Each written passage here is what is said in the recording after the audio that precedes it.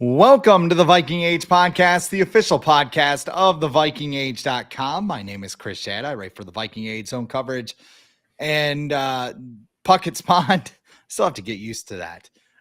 My co-host is Adam Patrick. He is the managing editor of the Viking Age, and we do this every Monday with a late week episode right here on the Viking Age YouTube channel. We're also in podcast form on Apple and Spotify the very next day, but however you consume us, make sure you like, comment, share, and subscribe so you never miss an episode and we can spread the word to the masses. Today's show, pretty straightforward. We are going to look at a playoff matchup between the Minnesota Vikings and the Los Angeles Rams. It is Monday night. It is 7 p.m. Central Time. Joe Buck and Troy Aikman will be on the call for ESPN. Vikings are favored by 2.5 points, and the game has been moved to State Farm Stadium in Glendale, Arizona, due to the wildfires in Los Angeles. Adam, I'm going to play a game with you because you used to throw trivia at me. So now it's my turn. Do you know the last time the NFL moved the site of a playoff game? I wrote about it yesterday, so I already know the answer, but 1936. 1936. The Boston, we'll just call them Commanders, moved their playoff game to Washington because, long story short, the owner was sick of their shit. He was just like, screw you, I'm out of here. We're going to play the game in Washington. And the franchise officially moved to Washington the following year and became the Washington Commanders. You can put two and two together. I think I read that the game was supposed to be played at Fenway Park, and they couldn't sell enough tickets. Yeah. Didn't have the Green Monster yet, probably. So they were probably like, well, if you're not going to buy tickets, I'm going to move it somewhere again. And so they just did it. They just did Brooklyn, it overnight. What's that? I think they went to Brooklyn I think it's the Polo Grounds, the old Dodger Stadium. Yes. It might have even, like Baltimore did it overnight, right? When they were the Colts. Yeah. They had the Mayflower truck. I don't think any Mayflower trucks were needed. It was just bring your leather helmets and we're going to Washington for this. Do you know, I got trivia for you then.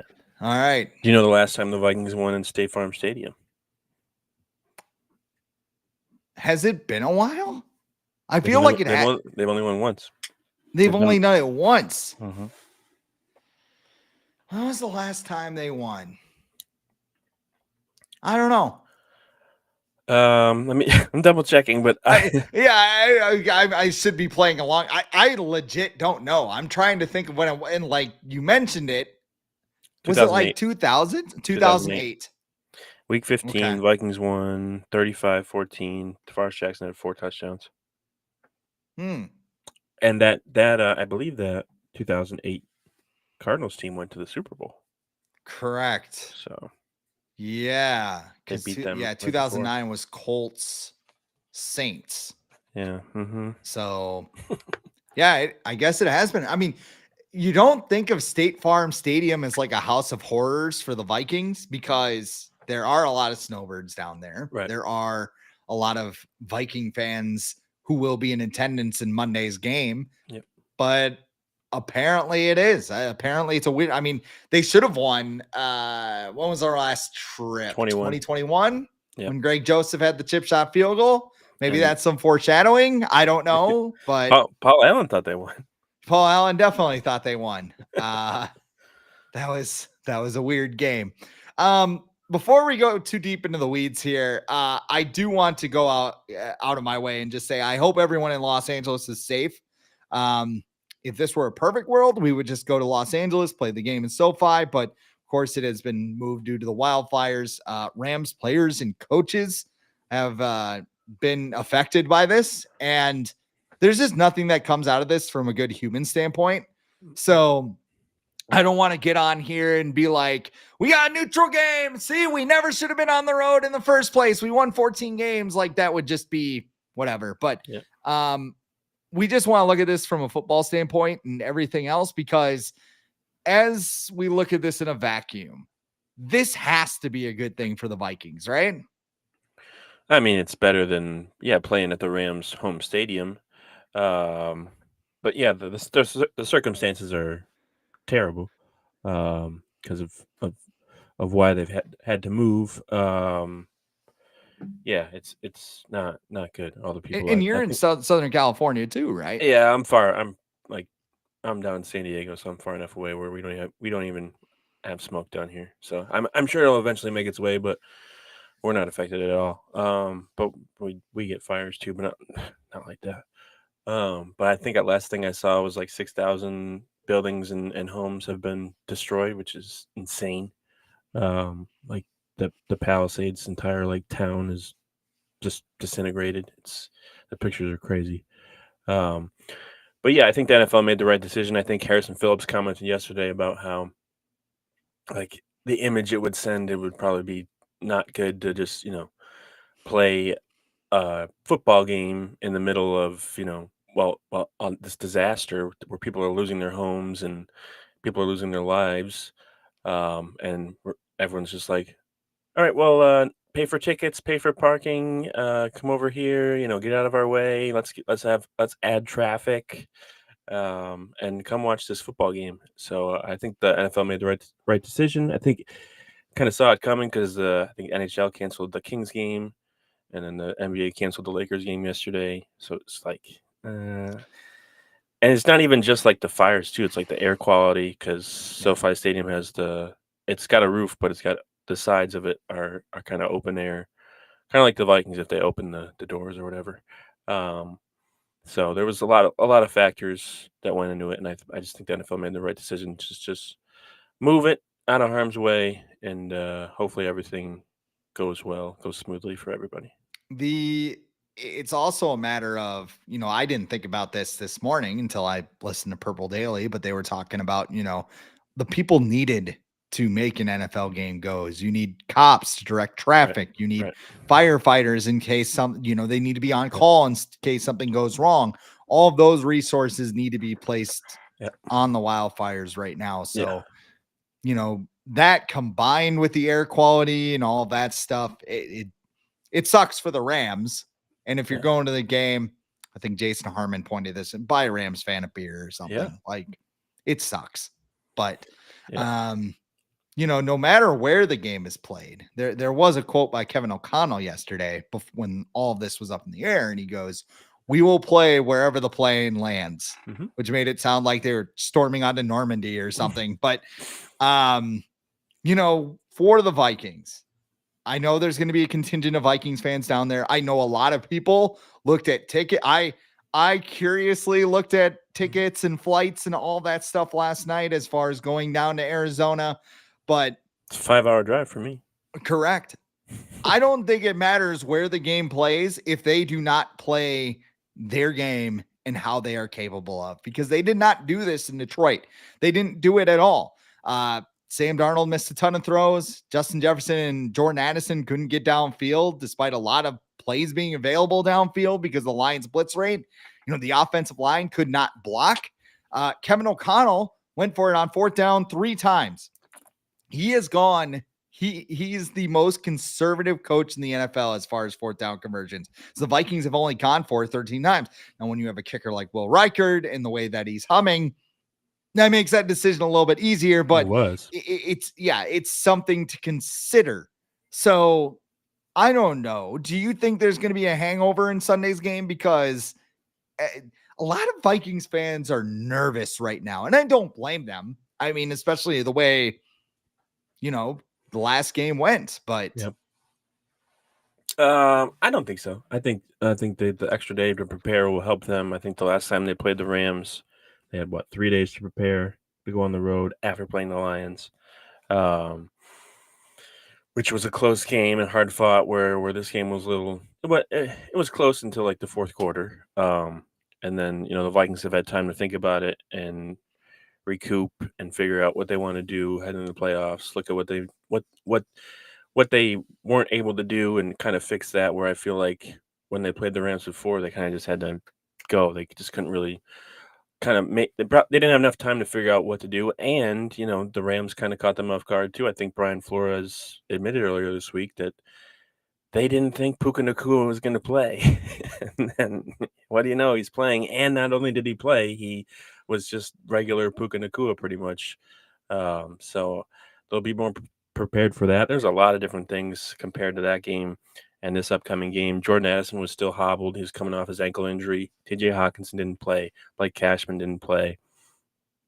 I think the defense, I think Brian Flores will have a better plan to go against, Matthew Stafford and get pressure on him and, make it harder for the receivers to get open. Sam Darnold's playing a lot better than he was in that game. So, there's a lot of factors I think that are a lot different that make this matchup a lot different. The Vikings beat the 3 other NFC West teams when they had, a normal time to prepare. I'm not comparing them to the Rams, but the Rams lost to some of those teams this year too. So, I think the game's going to be a lot different. I still think it'll be close, but I feel like the Vikings will be more in control in this matchup than the previous one, when it felt like they were just kind of caught off guard by the Rams, with Puka starting and some other things as well. You mentioned Puka Nacua playing in the first game, and that's kind of where I wanted to start with. I mean, we might just kind of free flow as this game continues, but podcast continues. But I wanted to talk about Puka Nacua specifically because I wrote about it at Zone Coverage. Because sometimes I'll show you how the sausage is made here. I look at a game and go, what the hell happened there? Mm-hmm.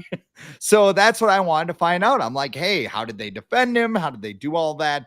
The Vikings played a very zone heavy style in that game. I think it was most of the corners played about 10 to 15% of zone coverage. Like we said, it did not seem like he was going to play that game. Mike Zimmer and Dak Prescott, it felt like all week, Dak Prescott's not going to play. Mm-hmm. You better prepare for both guys.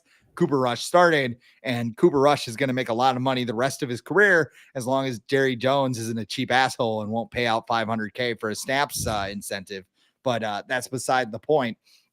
His window was open that Tuesday, and we were sitting here with TJ Hawkinson where it was like, well, he's not quite ready yet. He's not, we're not going to force him out there. He winds up getting 3 targets on the opening drive, catching 7 passes for 106 yards. And I think more than the coverage was the pressure rate.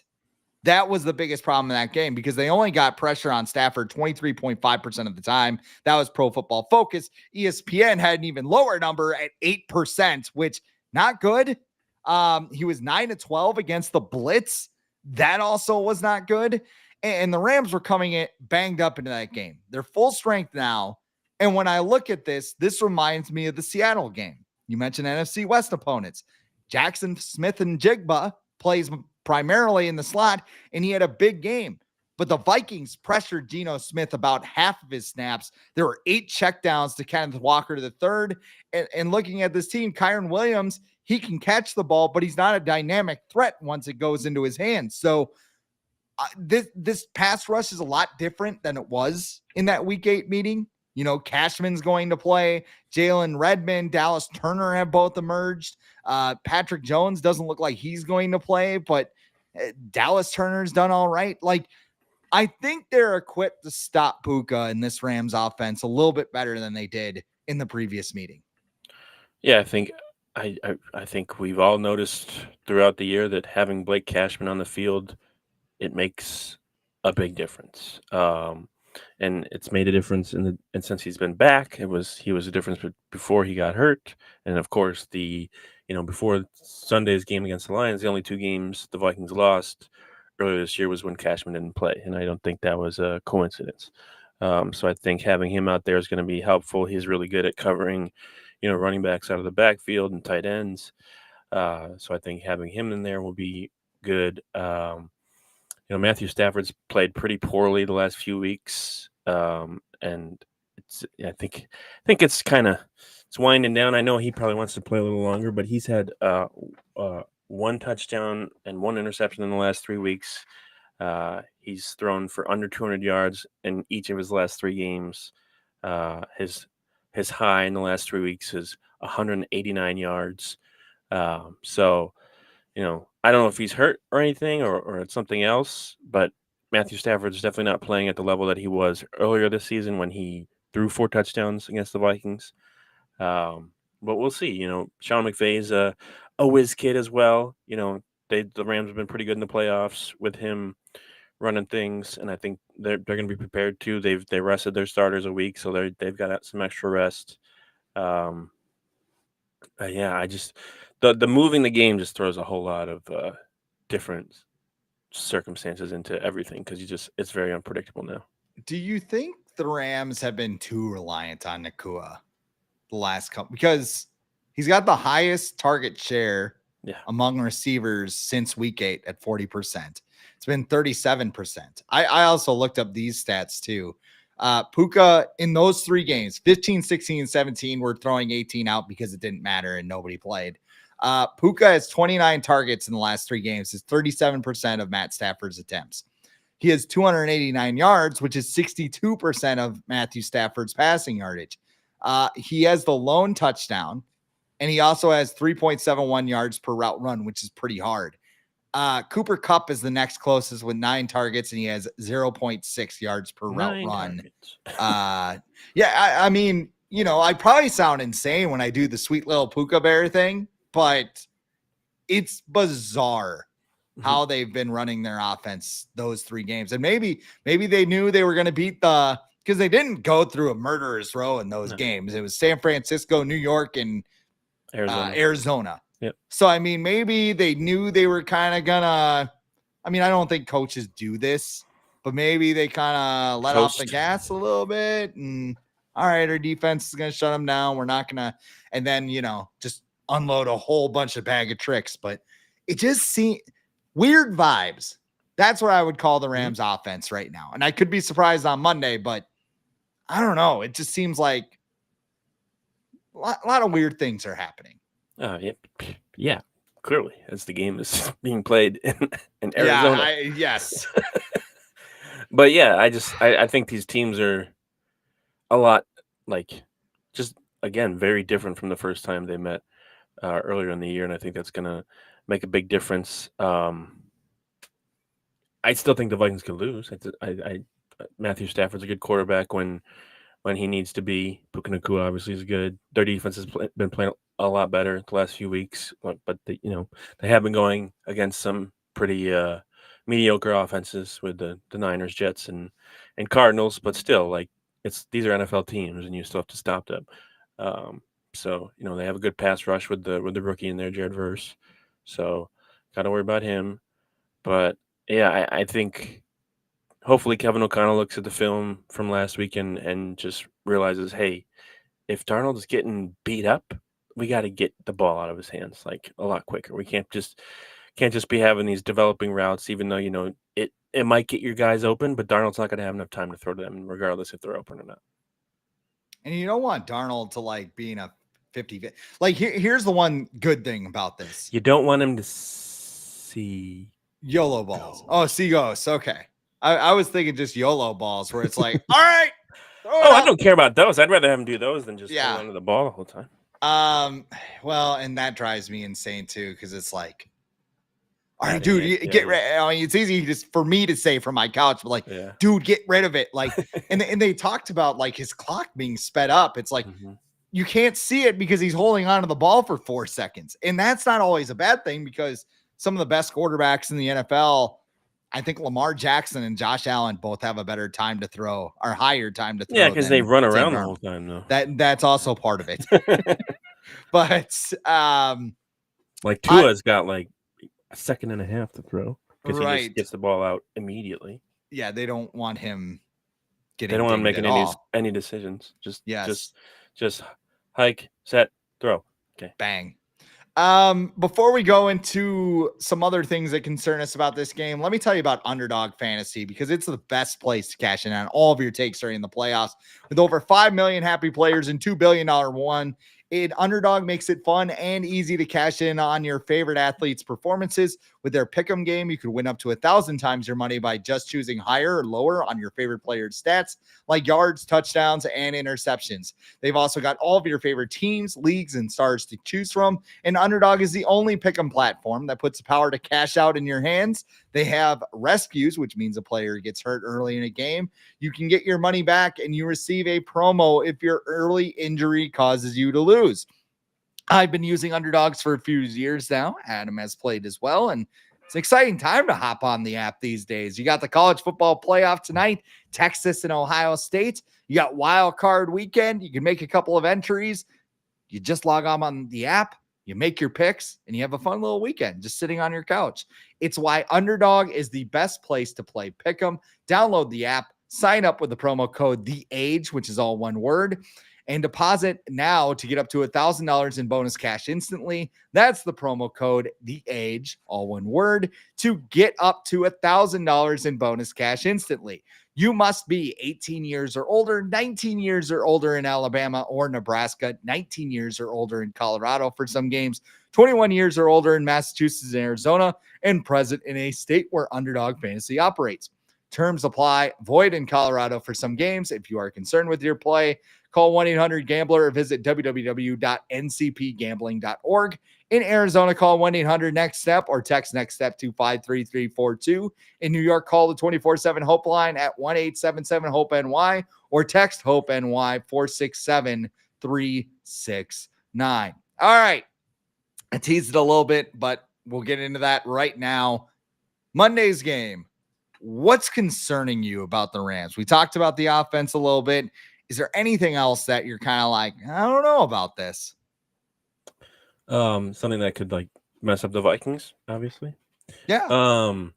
Maybe you're concerned with how bad the Vikings are going to beat the Rams on Monday. Like it's just going to be so bad they're going to have to stop the game in the second quarter. Like, all right, we can't do this anymore. Could be, but that's just not what Kevin O'Connell does. No. He likes to keep it interesting. Regardless and a little suspense in there. Yeah, regardless of how true showman, how much Vikings fans would love him not to do that. But at least he's good in those situations as well. So I think the pass rush is something you got to worry about. After last week with, what the Lions did with, the Lions are missing pretty much half their defense at this point in the season, and they were still able to generate a ton of pressure on Darnold, by blitzing and doing other things. And I think the Rams are capable of that, without even blitzing, like with Jared Verse. I think he leads all rookies in pressures this year. That's someone to keep an eye on, and they've got other guys as well. I just think, the Vikings offensive line hasn't been good this year as much as we think they've improved. They still haven't been the greatest. I would say they're average probably at best this year. That's once again, it's a priority to fix in the offseason. But I think just it showed last weekend that if you continuously pressure Sam Darnold, he's going to start to just get flustered and not feel as calm in the pocket back there when he drops back, and that could be problematic for the Vikings. So I think the pass rush, maybe keep an extra guy in there, get some Josh Oliver action in there, not keep guys on an island. So yeah, that's it's always a concern, but once again, it'll be a concern for the Vikings this week, their offensive line. Rams got a 44.8% pressure rate on Sam Darnold in week 8.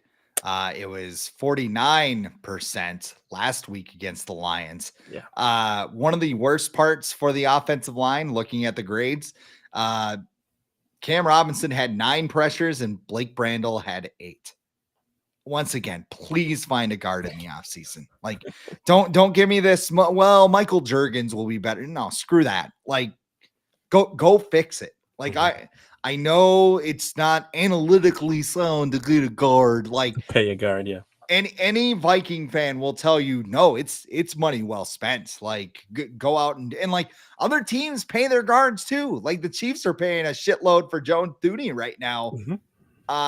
Trey Smith's going to get a lot of money. Yep. I mean, there's a very real chance the Chiefs might just franchise tag him. Yep. I mean, this is like the Kirk Cousins thing with Rick Spielman. Like, I can't find a guard. I'm going to go pay one. And for the Vikings in the 2000s has worked out because they went over the top to go sign Steve Hutchinson. And lo and behold, the guy was a Hall of Famer. Like right now we're looking at Blake Brandel, who's getting tossed around all over the place, and Garrett Bradbury, who goes over with a stiff breeze. Dalton Reisner's been fine. But then you look at my concern, and that is the running game. The Rams allow 4.6 yards per carry. It's the 8th highest clip in the NFL. Aaron Jones is out here getting IVs at halftime. And look, I'm not challenging his toughness. I've been very happy with Aaron Jones. He's been awesome on this team. At the same time, he is 30 years old and he's starting to look like it. He's a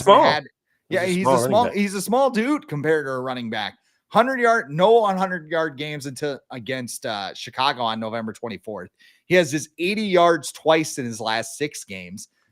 They cannot run inside the 10-yard line, which gets back to that offensive line thing.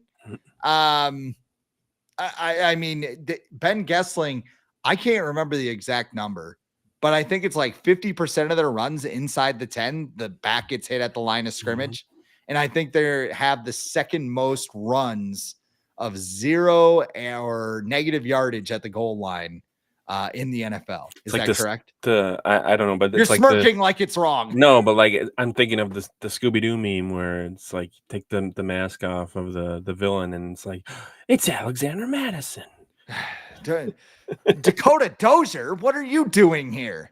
I would have gotten away with it too. It's actually just Ed Ingram. Well, the funny thing is, if you look at the splits, I think I did this a couple days ago. We've looked at the splits of Sam Darnold's play since Dalton Risner was put in there at guard. If you look at their rushing stats since Dalton Risner was put in, they're averaging less yards per carry, less yards per game, and less rushing attempts. So while you're getting the pass protection with Dalton Risner, you're also sacrificing. Ed Ingram was a pretty decent run blocker, and you're sacrificing that. But I think the Vikings would rather have Sam Darnold playing at a much higher level than Aaron Jones, tearing up the field every week. But they'd like to have both. But I think if you ask Kevin O'Connell, he'd probably rather have his quarterback playing at a high level. So, and it was funny too. I wrote a story at the Viking Age about Ashton Jeanty and how he would be a great one. And somebody in the comments said, well, he's a smaller running back and they don't do well in the red zone. Kyron Williams says hello because he's got like 26 touchdowns so far in his career. You can't see him. Seasons. Yeah, you can't literally. Yeah. I think Ashton Jeanty's proved plenty of times in his career that his size isn't really a factor. I don't, Mountain West or not, I don't think I don't think it's an issue. I know he had like only 130 yards against Penn State, but he was just dragging everybody. What's wrong with him? Coming up next. He was he like broke like 9 tackles in one run. But I think too, like the running game, if you get it going, it kind of goes back to the defensive front. Like Jared Verse, 83.7 PFF rating. Kobe Turner, 67.4 PFF rating. Braden Fisk, 67.2 PFF rating. Also 8.5 sacks in his rookie year. Not bad. That's such a defensive lineman name too. Braden Fisk. When you Google him, they have a Potbelly photo of him too, where he's got the jersey. It's like, that's a defensive lineman. Byron Young, face mask extraordinaire, 66.0. Those are all players on the Rams with pass rush grades over 65. By comparison, the Vikings have 2. Jonathan Grenard at 80, Cashman at 70.3. Interesting of note, Cashman has a 90.6 pass rushing grade since week 6. And then Pace is at 82 since week 8 as well. Van Ginkel, I'd have to look that up. I don't have that dialed up in front of me. Second team All-Pro, Andrew Van Ginkel. I mean, he's had a tremendous. I mean, if you went back in time and you're like with 11 sacks. Yeah, I know. I'm not crapping on him. No. It'd be nice if he would have caught his own kid told him, hey, you should catch the ball next time. It's like, yeah, okay, I know. His kid Rip Van Ginkel. Rip. Is it really Rip? Mm-hmm. That's amazing. Sorry, I'm still trying to takes a lot of naps. Up. Yeah, I'm sure. Let's see here. Sorry. Yeah. Well, he made internet really screwing me over here. Andrew Van Ginkel, 70.8 on the season. Oh, interesting. Season stats: Jonathan Grenard, 80.8. Bo Richter, 72.1, but he has like 30 snaps. Gabe Murphy 68.3, Dallas Turner 63.9, and Pat Jones 55.9. Bo Richter's going to be good in like 3 years. Yeah. When he's an NXT guy or what? When he's in a contract year. Yeah, exactly. That's the Minnesota way. Just blow up in your contract year. But the other thing is too, so Sam Darnold, I know he got hot wired by the blitz last week, but the Rams are 20th in blitz rate, 23.1%. They don't blitz because they can get home with just front seven pressure. So that's another concern I have. There's just this matchup. Darnold's also been good against the blitz. Like, correct. It's weird. It's like 123. Like very good, not just good, very good. Yeah, like so last week was weird. The whole thing was just like, okay, you're a dad, right? Kevin O'Connell looked like a kid in Walmart. And like he throws a spaz over its toy and you just can't get him to calm down. Like when I worked at Menards, I'll tell you this story. It was like first month on the job or something, and I was a cashier, and this kid had a chalk line that his parents let him hold, and I guess he just got super attached to it. So like the parents decided they didn't want it because it was too much. So then they, went to go take it away, and the kid was just like, "No, I'm not giving this up." So like it got to a point where he had the tag of the chalk line like in his mouth, like a dog. Like, and like we were trying to rip it away from it, and like finally, like it broke, and like the kids just got the little piece of cardboard, and he's like, ah! And like freaking out. That's probably what Kevin O'Connell felt like with Sam Darnold. Just like, no, I can't get him to calm down. He wants his offense to run a certain way. And he's stubborn. We could just say it. Yeah, he is.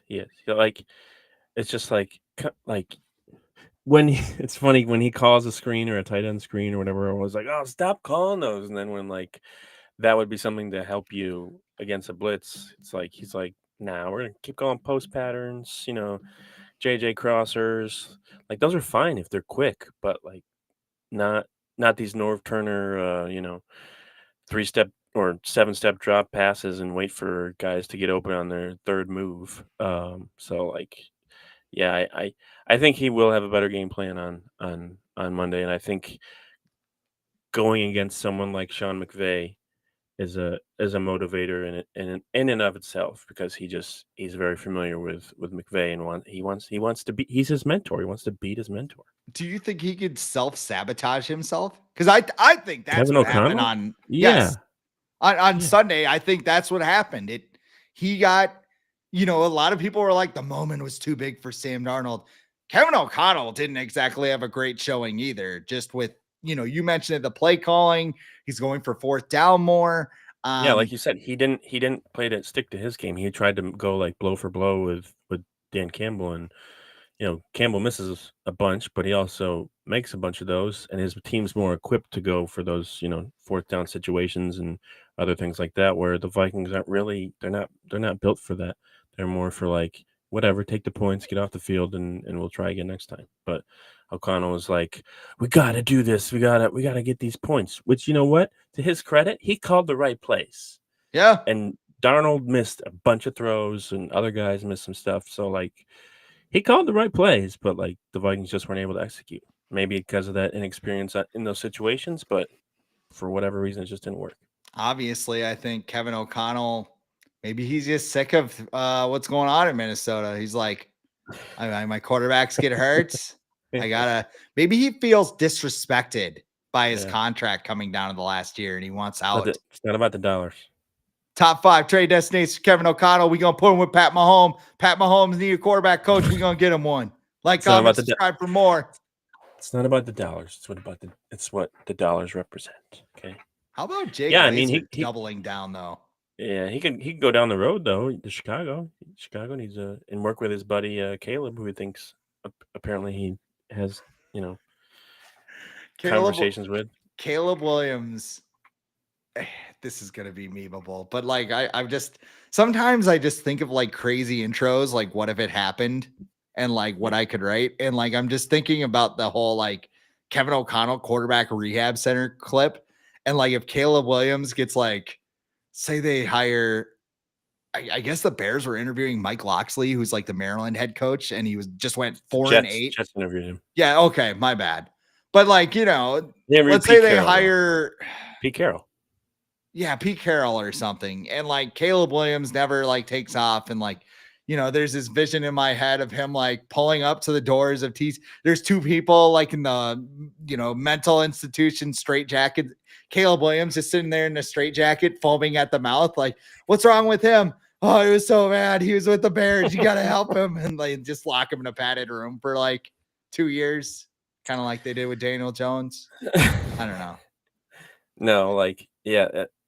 I see all these candidates for the Bears, and Bears fans are all like, "Oh, we're gonna get Ben Johnson, and or Vrabel," and it's like, no, you're gonna get like Matt Campbell from Iowa State or something, or like you're gonna get Steve Spagnuolo, Rex Ryan, like guys that will be there for the next 3 years to continue the Bears tradition of thinking they're gonna be better and then falling flat of expectations. And same thing with the Jets, where the Jets were like, "Oh, we're gonna get the same thing, Ben Johnson," or that even they think they're gonna get Vrabel or somebody else, or Liam Cohen or whatever. He's a hot name too.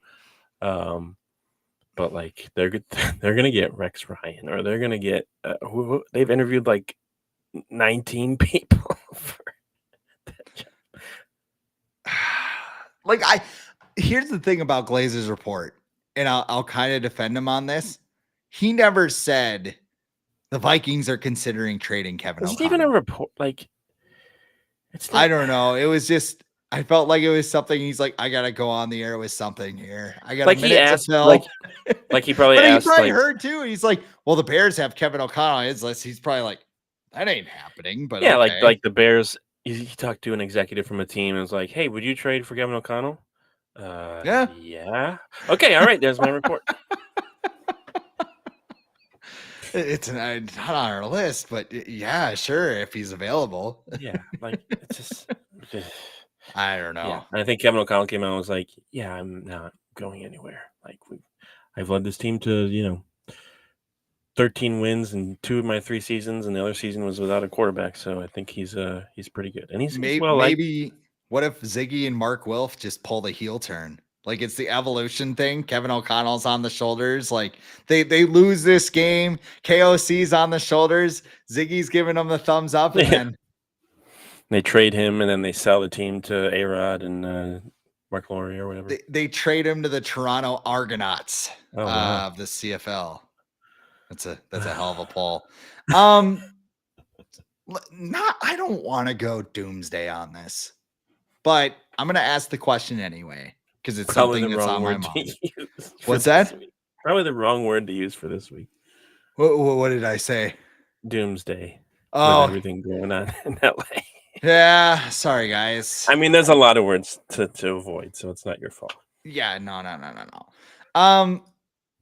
If the Vikings lose this game, is this season a failure? Because it feels right now like tensions are high after the loss to Detroit. But I don't know, man. I mean, you look back at what this season was supposed to be, and if like Sam Darnold just pisses himself on national television again, like I'm almost just sitting here going like, oh, well, this is what we thought would happen. Mm-hmm. But I mean, it would just be, I think it would be more disappointing than anything. Oh yeah. Don't you think? Yeah. They're 14-3. This is the second best record in franchise history in regular season. So yeah, would it be disappointing? Yeah. Is it a failure? No, I don't think so. I think it's definitely the competitive part of the competitive rebuild, which the Vikings have been promising ever since Kwesi was hired 3 years ago. Obviously, they've been a little bit more competitive than anticipated this year, but I don't think it's a failure. I think the goal of this year was to like kind of beef up the defense, make sure that's improved, and get some other things going. And then next year, insert JJ McCarthy. By the way, who is probably going to play in OTAs? Can we stop like fear mongering about that as well? Where people are like, Doogie said maybe he won't be ready for OTAs, but can I do a McCarthy rant? Is that possible? Right? Yeah, go for it. It feels to me like a lot of people have just turned on JJ McCarthy. Because they saw him wearing a t-shirt and shorts on the sideline. He doesn't look Sunday. as big as he used to. Oh my God, it's happening. A quarterback did it. Yeah, because a guy's never been able to gain 15 pounds in an offseason before. He looks like Anakin Skywalker. My mom, God bless her heart. What did he weigh before? 190 before? Like, not like he was a huge guy anyway. I talk to my mom every week, and she was going on about, I think he lied about his knee. Like he was hurt before we even put him on the field. He's not even wearing a brace. Like, I know. Well, and she's just like, how do you get hurt during a football game? There's a lot of ways to get hurt during a football game, and sometimes you don't even know it. Like a couple days later, you're like, something's not right here. Like, ask Teddy. Yeah, he thought he tore his ACL in a preseason game, and then his knee just fell apart. So, his knee's like The Exorcist. Just like, why is my kneecap aligned with my hamstring? That doesn't look good. We should be thankful that JJ, like, they caught this when they did, because maybe it could have been he could have torn his ACL, like if they kept him on the field, or dislocated a kneecap or something like that. Like, we should be happy that they caught it when they did, because now he's able to just be ready for next season. And if Sam Darnold doesn't play well on Monday, it'll make the decision a lot easier. I think I saw his latest valuation is like $54 million a year from Spotrac. And it's like, no, all right, it was fun. It's not go get your money though. Yeah, it's not even like a we hate Darnold thing. It's just like, I'm not paying him 54, not even for one more season, so you can do the Jordan Love plan. And I like the people look great, don't they? Like the people that are like, well, who's going to sign Darnold? I don't know. The same people that signed Kirk Cousins, same people that signed Russell Wilson. All it takes is one owner just being, I'm sick of losing. I'm sick of quarterbacks. Like Arthur Blank went full Mike Ilitch. Yeah. Like teams are desperate for quarterbacks every offseason. It happens every offseason. And this year, there are a ton of question marks about the quarterback class in the draft. It's not even close to being to the caliber that it was this year or last year. So, like, I think Sam Darnold's probably going to get more money than people think he's going to get, because he's going to be one of the few options available if the Vikings don't franchise him, which I still think is a possibility, even if they lose on Monday. I still think the Vikings might try and figure that out and work something out with a team. Maybe I was going to say maybe the 49ers, but no, probably not. I don't know. Well, that's a conversation for another podcast. But I don't think it's a failure. I think it's been a fun season. It'll, like you said, it'll be disappointing that if they don't win. But this is the ceiling right now of where people thought the Vikings could be. Like a first round playoff game, and maybe they'll win. This is the ceiling that people thought, the highest point they could reach. And if that's it, then that's it. And then you go back to the drawing board. But this whole oh, well, you got to re-sign Sam Darnold now. Look at your Super Bowl windows. No, they just drafted a quarterback. It's still open. It'll still be open with McCarthy. People are like, they're going to go 8-9 with McCarthy. It's the same exact talks when with the Kirk Cousins thing. We're like, if you get rid of him, then have fun being in mediocre land for the next 10 years. And it's like, or not, or they're just going to win 14 games, and Kirk Cousins' team is going to miss the playoffs, because that's what happened. So it's like, it's all this. I don't know. You've talked about Minnesota fans and stuff, how they're super nice and how they're always the ones who gets picked on. Maybe it's because they're always just they're always worried about the worst case scenario happening, and a lot of times that's not what happens. So. No, I mean, it rarely happens to us. Let's put it that way. Good things or worst case? Good things. It's always, look yes. at the Wild right now. A lot of people are freaking out about the Wild because They have like 6 players on IR, and they're all I thought like they were their so best hot. players. I thought they were the best team in the NHL. Oh, they're gonna win the Stanley Cup still. Don't worry about Okay. it. They're just they never get. I'm trying to use my words carefully here. They never. I don't know. Poor Wild. Never catch the breaks. And then there's the Timberwolves injuries. who were on the brink of playing in the finals last year, and so they decided to just blow everything up as a championship caliber team does. So, before we get to the predictions, Scott Johnson's in the comments. Thank you, Scott. He says Skull Vikes. Darnold can get some protection and not hold on to the ball too long, and KOC doesn't shy away from the run game. I think we have a good shot. Yeah, I agree. That's a good way to sum up the first 46 minutes of the podcast. But we're also funny, so you might want to go back and watch the previous 46 minutes. Yeah, but yeah, it gets us to our predictions. What do you think will happen on Sunday? Will the Vikings take the first step in finishing the story? I think they will. I think they're going to win. Even though I looked up the Rams record inside, or at least Sean McVay's record inside that stadium, and it is 7-1. But their only loss was earlier this year when the Rams lost 41-10 to the Cardinals. Got boat raced. But I think that was when Puka was out actually, and Cooper was out. So that was like week 2 or 3. So they didn't have either of those guys. So,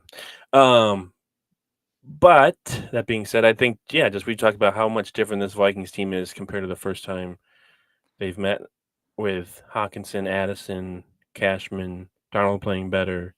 The defense playing better. Well, the defense has been good all year. But just Dallas Turner kind of emerging. The switch with Ed Ingram and Dalton Reisner. There's just a lot that's happened since the Vikings last played the Rams, and the Rams, a lot hasn't happened with the Rams. So let's go with 30-24 Vikings. I don't want to play the whole. They'll be distracted by the wildfires thing, but I mean, it is a factor in this game. Like, yeah, I thought about how like that's gonna be like, definitely no pun intended, but the fuel to get the Rams to win on Sunday, because that too. We've seen this many times in sports where like there's disaster strikes and the sports team kind of rises above and gives the people of that city something to cheer about. So I wouldn't be surprised if that happened either. Do you remember the Titans? I wouldn't be surprised if they go to like the Super Bowl, honestly, at this point. Yeah. No, and I mean, like, I go back and forth because I look at the Rams football standpoint and I go, there's just been a lot of weird things that have happened over the last 3 meaningful games where it's like you're throwing a Puka every other play is a Kyron White. Like, are you keeping it vanilla? What's going on here? But then I also look at the front 7 against the Vikings offensive line and I go, man, if the offensive line doesn't show up on Sunday, they will be screwed. Whether it's passing game, running game, whatever, you have to kind of shake off and I think, this is kind of going back to the Mike Zimmer era. That first drive is going to be important because the Vikings need to see a good offensive drive. They score a touchdown and they look good.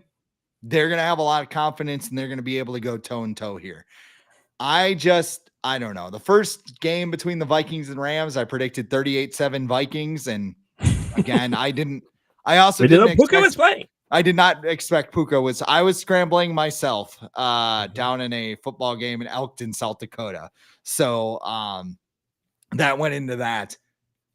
I don't know, man. I'm going to pick the Rams to win just as like a win-win. If the Rams win, I win the prediction. If they lose, I'm happy because the Vikings probably go to Detroit or Philadelphia or whoever. So 24-21 Rams. Yeah. Or they host, the Packers or Commanders. That could. We can't host the Packers though. Not next round. Seed. Oh yeah, you're right. Yeah, because the Packers would win, and then they'd go take on Dan Campbell. So if the Eagles win, so if the Packers win, they would play the Lions, and then if if the Commanders won, then the Vikings would host the Commanders if they wanted to. Correct. You would need 16-7 to win, which is possible. This year's wild. These are not your it's not your dad's wild card teams. These are all like they could win. They could have won the division all of them. So it's one of those years where they should have just went 4 best records for the home games and then 3. Division. Should they do the kind of reverse college football where like moving forward they have the wild card games on like neutral sites, and then in the divisional and championship round they have them in the home stadiums, or no? No. No. I don't know. It depends on what happens on Monday. Monday, yeah. The Vikings win. I'll be a big fan of neutral sites for the playoffs, but I don't think it's going to affect the Vikings as much because they're already preparing to go on the road and stuff. But I think I saw the Rams are flying out maybe today or tomorrow to start practicing at the Cardinals facilities. So that's something they weren't prepared for. Like these teams are so regimented, like down to the minute of what they're going to do every day. So like something like this could just throw things haywire for them. So I have no I really have no idea what's going to happen on Monday. It truly is a wild card. No pun intended. It really is. What about some of the other games this weekend? You think it's going to just be chalk or what? Let me look at the schedule here. I should know them off the top of my... Chargers and Texans tomorrow. Okay, I think the Chargers win. Steelers and Ravens. Ravens. Steelers are done. Why? George Pickens he's great. George Pickens wants to fight people more than he wants to catch footballs. Yeah, Bills and Broncos. That's in Buffalo, right? I don't know why I'm paused. Bills. You're not running the bone. I'm not a believer, but yeah. And then what? He is a good quarterback. I will give him that. I don't know if he can progress another level. He's like poor man's Kirk Cousins. Jared Goff. Poor man's Jared Goff. I'll give him that. Sure. Like if he's in a good system, he can run the system. Yeah. But he's not a Josh Allen, Patrick Mahomes, Joe Burrow kind of guy. Then what? You got Eagles and Packers with Jalen Hurts. Is Jalen Hurts, has he been cleared yet? Yeah, he's cleared, but okay. God knows what that means. I'm good. Yeah. Did you see he gave the thumbs up and then he's out for 2.5 weeks after that? That's that whole concussion thing is weird because I remember I was in a hotel room for my sister's wedding in November, and he was playing the Commanders, and he got his head bounced off the turf, and then they put him in the thing for concussion protocol, and he came back in the second half of the game, and he went to the press conference with sunglasses on. He did an interview with Scott Van Pelt with sunglasses on, and SVP's like, hey, what happened there? And he's just like, don't worry about it.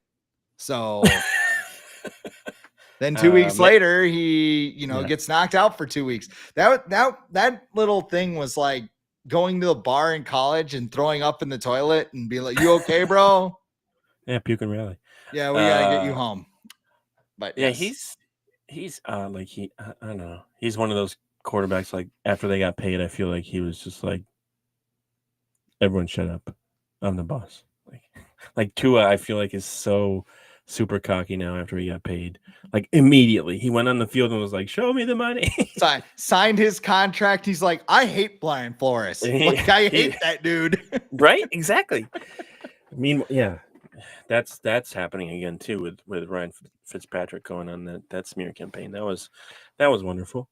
And then he came out and he's like, I didn't say half of that. No, and then he was like, we're friends. He's my friend, so I can say this. It's like, you're not being a good friend by saying any of this. By saying he's a dictator. like everybody knows what happened in Miami. It's not a secret. Like he went down a wrong path. He was a young coach. Like maybe if he wasn't my defensive coordinator, I wouldn't. You know what? He was awful in Miami. He was totally. You do not want this man anywhere near his organization. Look at how miserable the Vikings defense is. He makes them practice celebrations after turnovers. Yeah. Nobody on this team looks happy. I wouldn't hire Brian Flores no matter what. Yeah, it's like the super bad thing. Like, people don't forget. Like, you paid your. That was like 8th grade. People don't forget. So Eagles, Packers, and then Commanders, Bucks. I'll take the Commanders. I think the Commanders gonna win. Yeah. But Baker's weird. He's the Bucks could come out with piss and vinegar and just be like, yeah, Baker. Their defense is pretty good. The Commanders whipped them pretty good, I think, earlier. Or no, the first game of the year was Bucks Commanders, and the Bucks whipped them pretty good.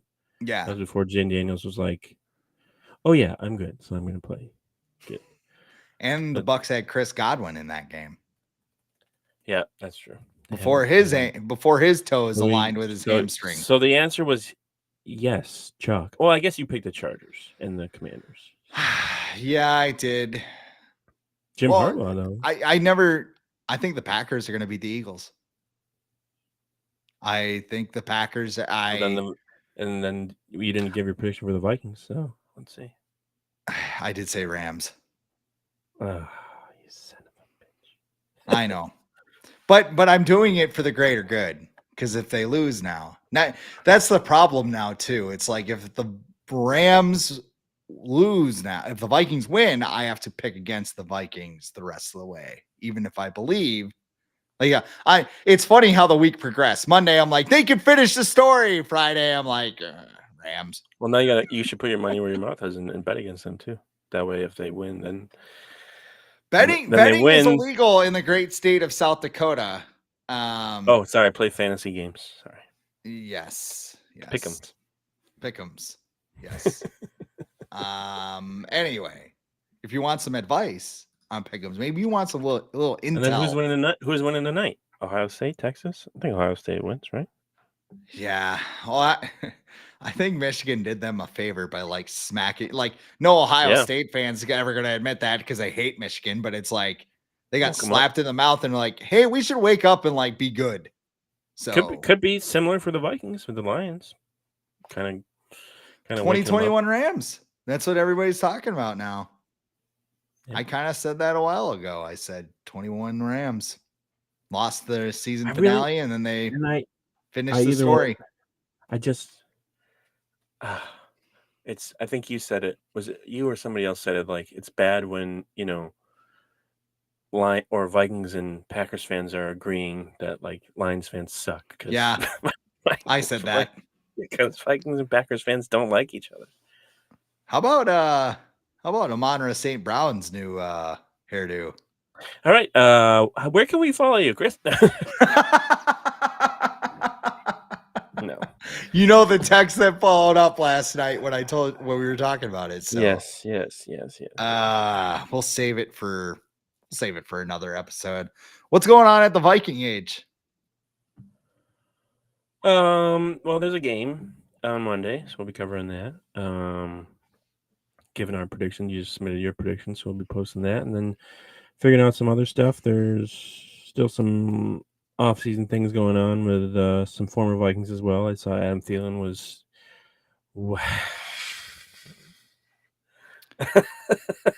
Get out of here!